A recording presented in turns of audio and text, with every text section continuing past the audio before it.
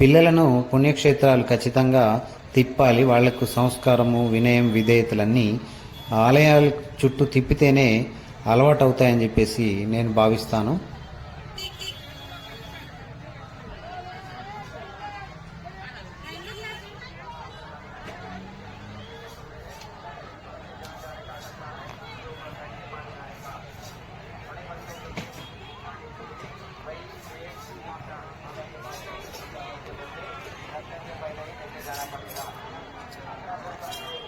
ఇక్కడ క్రౌడ్ మాత్రం చాలా విపరీతంగా ఉంది.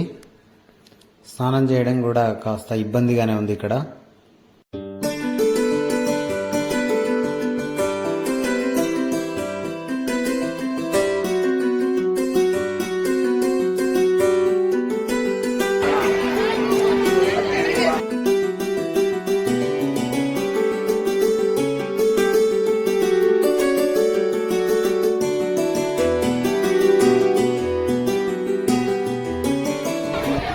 గోదావరి నది స్నానం